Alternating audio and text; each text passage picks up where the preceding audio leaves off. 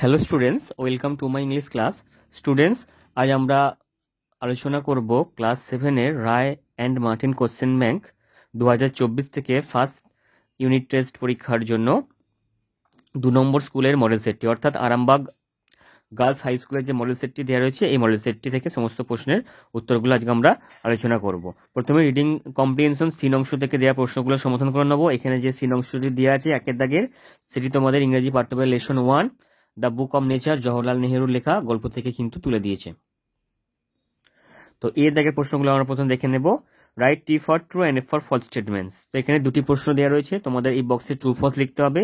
প্রথম যে প্রশ্নটি আছে দেখো, before the men came there were only microorganisms on the earth. তো বিফোর দ্য মেন কেম মানে কি, অর্থাৎ মানুষদের আসার আগে there were only microorganism, সেখানে কেবলমাত্র অণুজীবরা থাকতো। তো মাইক্রো অর্গানিজম মানে কি, অণুজীব, অন দ্য আর্থ, পৃথিবীতে। তাহলে মানেটা কি দাঁড়ালো না, মানুষের আগে পৃথিবীতে অণুজীবরা থাকতো। এই বাক্যটি হয়ে যাবে ফলস। তো কেন এটা ফলস হয়ে যাবে দেখো, before the men came there were only animals, মানুষজন আসার আগে কেবলমাত্র প্রাণীরা থাকতো, সেই জন্য বাক্যটা এখানে ফলস হয়ে যাচ্ছে। দ্বিতীয় দেখো যেটি আছে, there was a time when the earth was too hot to live on it. তো সেখানে একটা সময় ছিল যেখানে পৃথিবী এতটাই গরম ছিল, হট মানে কি গরম, এতটাই গরম ছিল যে সেখানে বাস করা যেত না। তো এই বাক্যটি কি হয়ে যাবে, এই বাক্যটি ট্রু হয়ে যাবে। তো এটি এখানে লেখা আছে দেখো, এই জায়গাটা লেখা আছে there was a time when the earth was too hot for any living being to live on it. এরপরে বিয়ের দাগে দেখো, আনসার দ্য ফলোইং কোশ্চেন্স। তো এখানে তোমাদের নিচে প্রশ্নগুলি উত্তর দিতে বলেছে, 3টি প্রশ্ন দেওয়া রয়েছে 1 নম্বর করে। প্রথমে দেখো, to whom the writer is writing the letter. তো কাকে লেখক চিঠিটা লিখছেন। তো এখানে চিঠি করতে গেলে একটু বলে দিই, এখানে যে গল্পটি আছে the book of nature, Jawaharlal Nehru যে সমস্ত চিঠি তার মেয়েকে লিখেছিলেন এক সময়, সেগুলো কিন্তু চিঠি আকারে, এই চিঠি গল্পের আকারে কিন্তু এখানে লেখা রয়েছে। অর্থাৎ চিঠিগুলো, তার দেওয়া চিঠিগুলোই কিন্তু গল্পের আকারে এখানে প্রকাশিত হয়েছে, সেই জন্য এখানে চিঠির ব্যাপারটা এসেছে।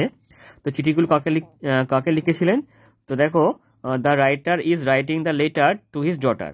তো লেখক তার মেয়েকে কিন্তু চিঠিগুলো লিখছিলেন।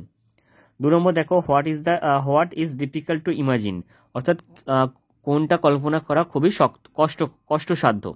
তো উত্তর হবে, it is difficult to imagine this world of ours which is so full today of all kinds of animals and men to be without them.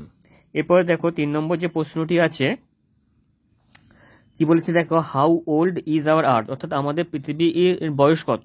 তো উত্তর হবে, our earth is millions and millions of years old, অর্থাৎ আমাদের পৃথিবী হচ্ছে লক্ষ লক্ষ বছরের পুরনো। C এর দিকে দেখো, write down words from question number 1 that mean the following, অর্থাৎ তোমাদের এখানে সমার্থক শব্দ লিখতে হবে। কোশ্চেন নাম্বার 1 মানে কি, এই যে কোশ্চেন আছে কোশ্চেন নাম্বার 1 এখান থেকে, অর্থাৎ টেক্সট থেকে সমার্থক শব্দ।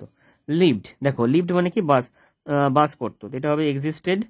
আর 2 নম্বর দেখো, ভিজুয়ালাইজ, এটা হবে হচ্ছে ইমাজিন, অর্থাৎ কল্পনা করা। এরপরে আমরা গ্রামারের প্রশ্নগুলো দেখে নেব। গ্রামারে দেখো, ডু অ্যাজ ডাইরেক্টেড, এখানে নির্দেশ অনুসারে করতে বলেছে। মোট 5টি প্রশ্ন দেওয়া রয়েছে। প্রথমে দেখো, the snake was killed dash him. উত্তর হবে, snake was killed by him with a stick, তো লাঠি দিয়ে, সেই জন্য এখানে একটি লাঠি দিয়ে, সেই জন্য এখানে বসছে। আর 2 নম্বর দেখো, Akbar was one of the dash, ব্যাকেটে আছে গ্রেট কিংস অফ ইন্ডিয়া। তো এটা কি করতে বলেছে, প্রপার ডিগ্রি, অ্যাডজেক্টিভের প্রপার ডিগ্রি করতে বলেছে। তো তোমরা একটু খেয়াল রাখবে, ড্যাশের আগে দা থাকলে সর্বদা সুপারলেটিভ ডিগ্রিটা হবে, তাই গ্রেটেস্ট সুপারলেটিভ ডিগ্রিটা হচ্ছে যে গ্রেটেস্ট। এরপরে দেখো 3 থেকে, C dash like to play badminton. তো এখানে কি করতে বলেছে, fill in the blanks with appropriate form of the verb given in the bracket। তো ভার্বের সঠিক রূপ দিয়ে করতে হবে। তো দেখো এখানে হবে সি লাইকস, যেহেতু এটা present indefinite tense, she likes. এরপরে দেখো 4টা, দোজ ড্রেসেস আর ড্যাশ। তো কি করতে বলেছে, fill in the blanks suitable possessive pronoun. তো এখানে উত্তর হবে দেখো, মাইন হচ্ছে একটি পজেসিভ প্রোনাউন।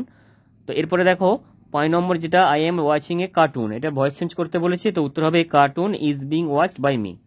এরপরে 3 দাগে দেখো রাইটিং দেওয়া রয়েছে, recently you gave up your seat in a crowded bus to an old ailing person, write a letter in about 80 words to your friend describing how you feel after having helped the person।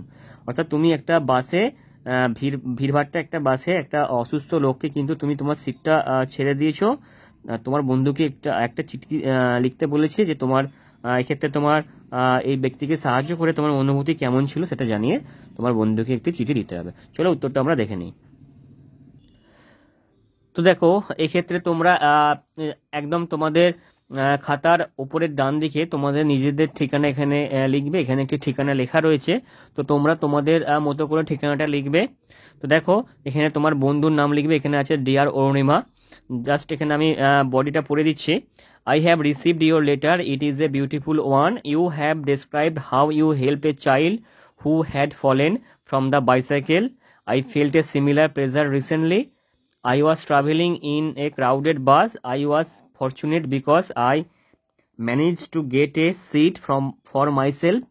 An old ailing person was also traveling in the same bus. None offered him a seat. I offered the old man my seat. The old man looked at me as if I were an angel.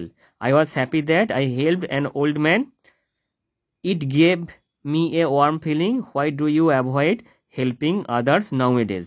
Yours এবার বলে এখানে তোমার যে যার নিজের নাম লিখবে, এখানে অমল লেখা আছে, এক্ষেত্রে তোমরা যে যার নিজের নাম লিখবে আর এখানে বন্ধুর যে ঠিকানা সেটা লিখে দেবে। তো এই ছিল তোমাদের 2 নম্বর মডেল সেটের সমস্ত প্রশ্নগুলির উত্তর।